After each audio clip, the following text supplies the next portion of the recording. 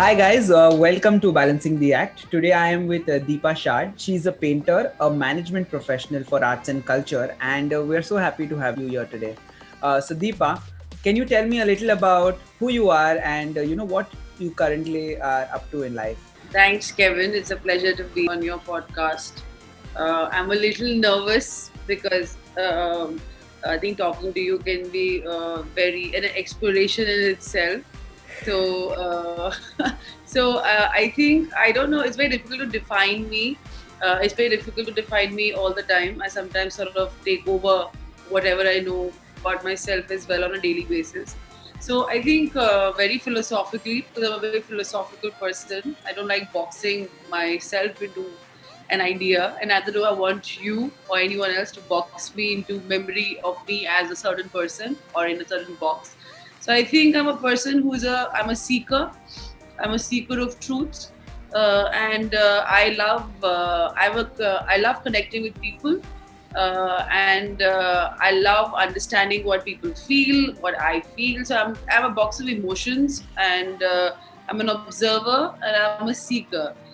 So I think while I wanted to connect to people, I think I started with art, studying art and connecting with nature, and then I studied history. Again, history was to know about people again, and then I moved to work in the art sector to connect with people through arts management.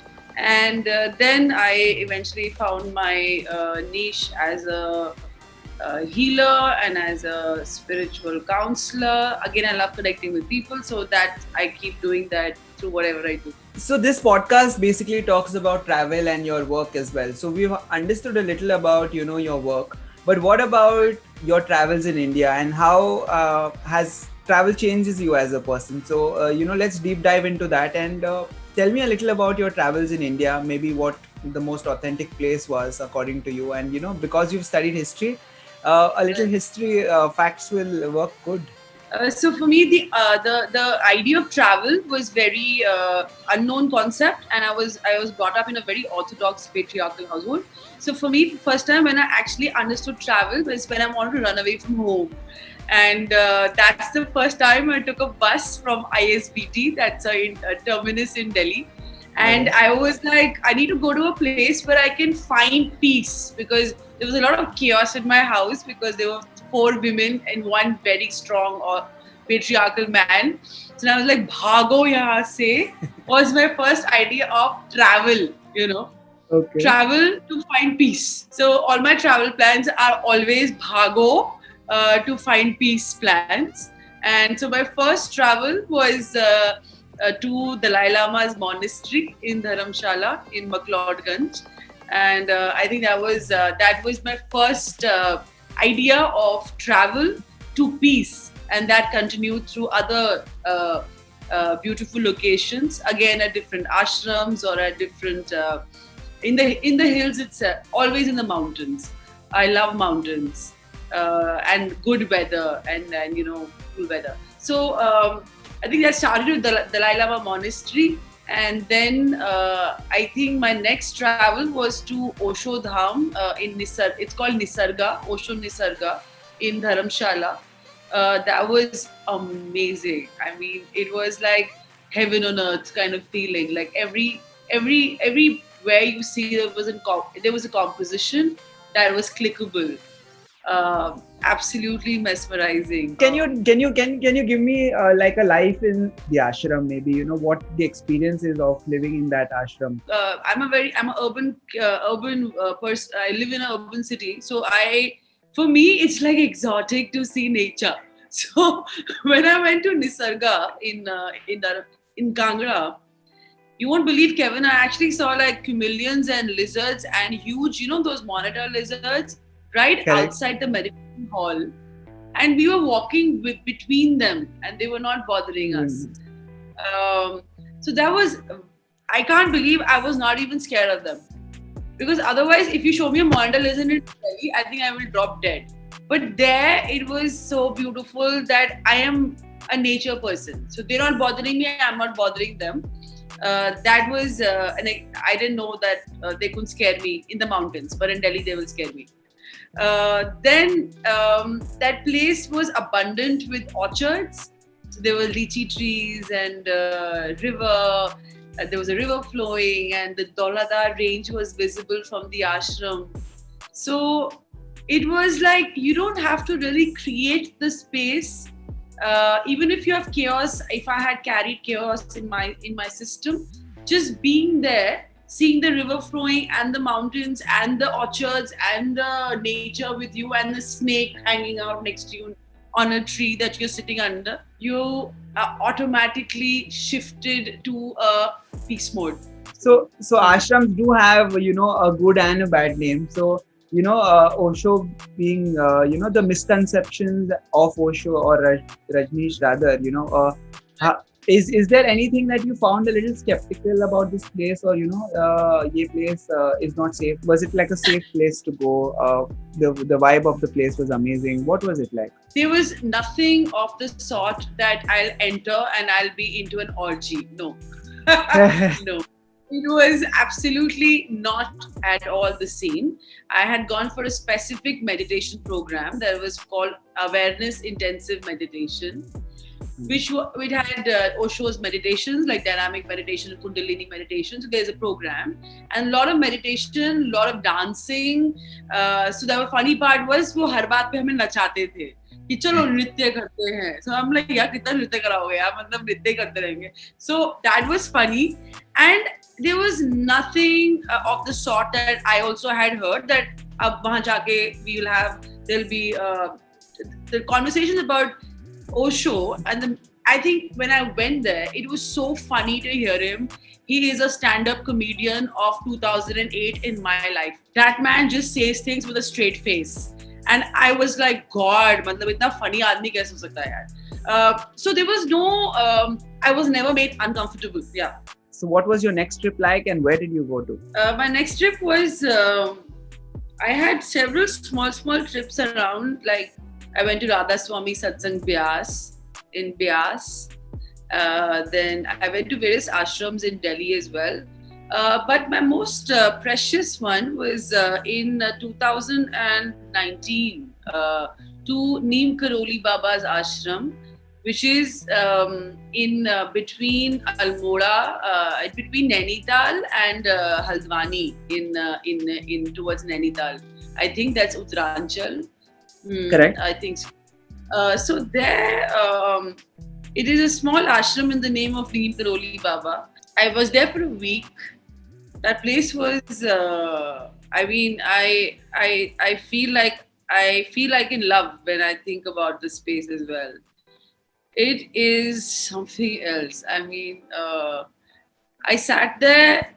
It's not a biggish place. It's a small temple with a river flowing and the mountains sort of circle you. They hug you. It's like a circled mountains.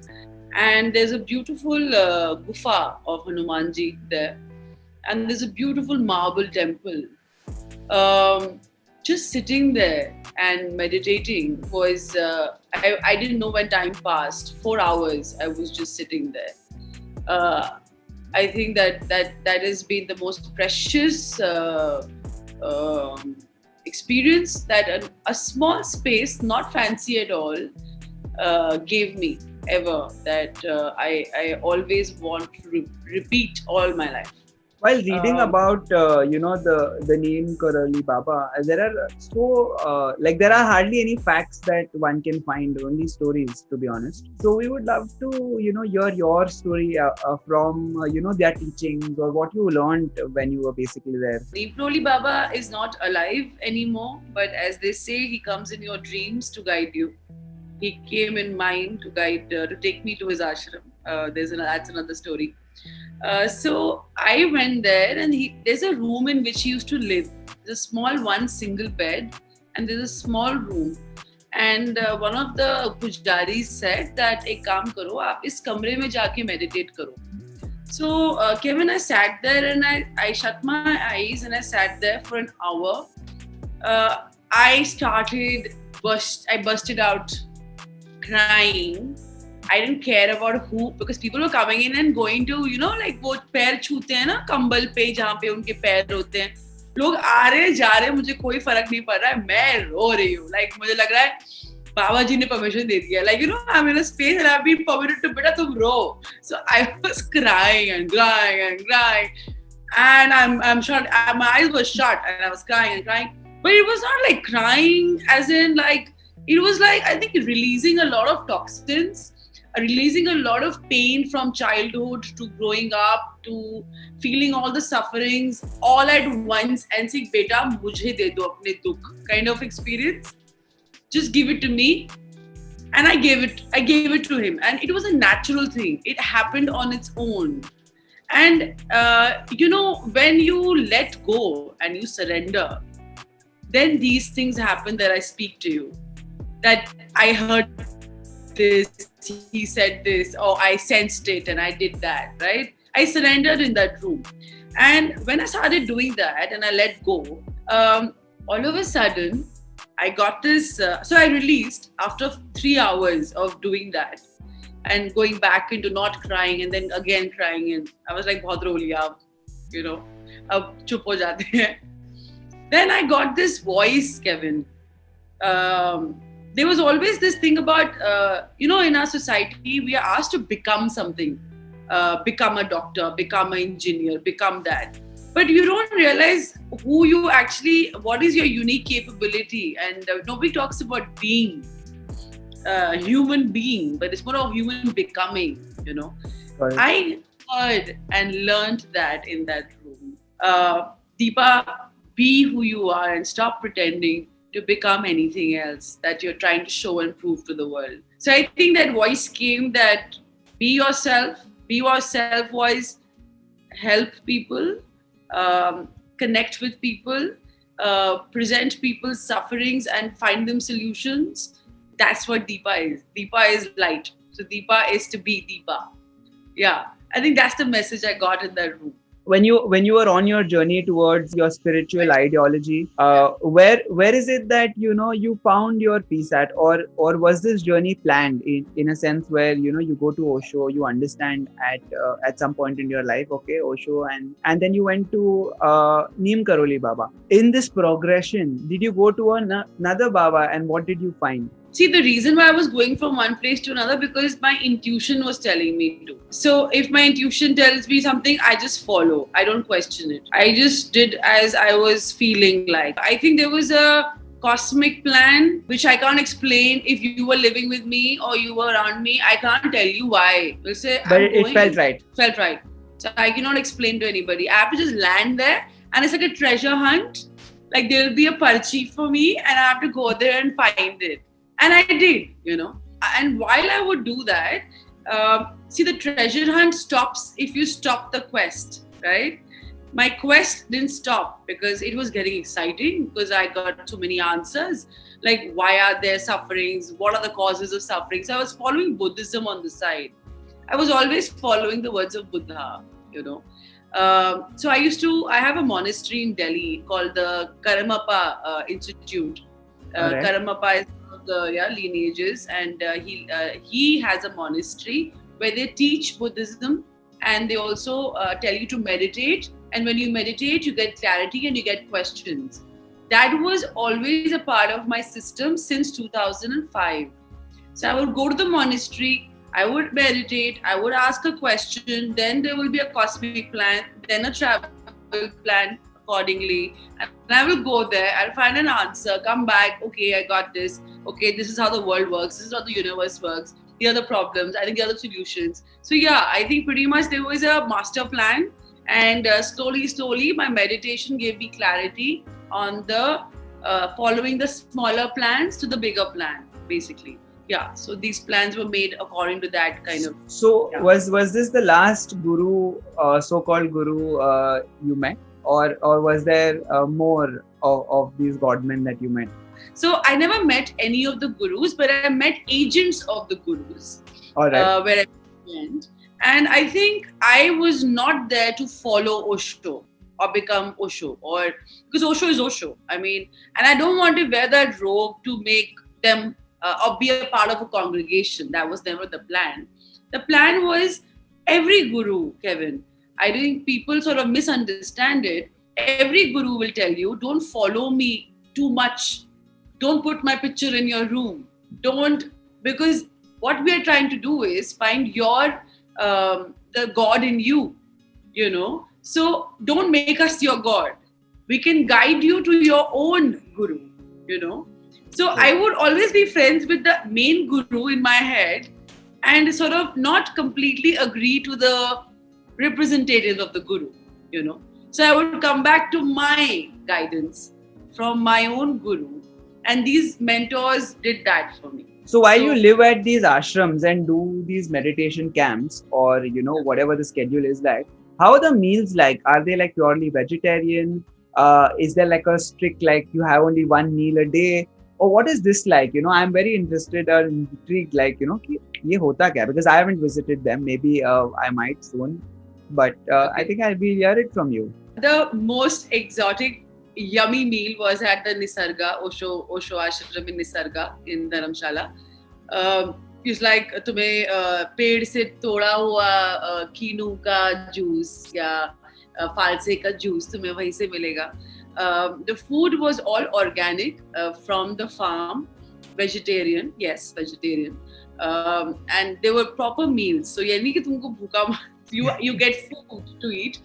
You have breakfast, you have lunch and dinner, but they're all very sprouts and like very naturally less oil, cooked, very close to nature kind of cooking, very very nutritious and flavorful. And then you'll get an aam panna drink in the middle of your meditation. So you're like, "Hi, meditation khatam hoga, main aam panna piyungi ya wo bel ka sharbat." So very beautifully they planned the meals for us.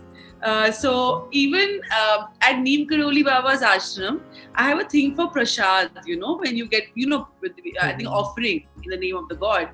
In Neem Karoli Baba's ashram, I used to wait in line for their prasad, which was boiled chane, chickpeas. वो काले चने. Got it. So गरम काले चने तुम्हारे हाथ में देते हैं. और वो ठंड में वो काले चने हाथ में इतने अच्छे लगते हैं ना. So I used to eat that. I used to love it. Like I used to go for the aarti to eat that chana.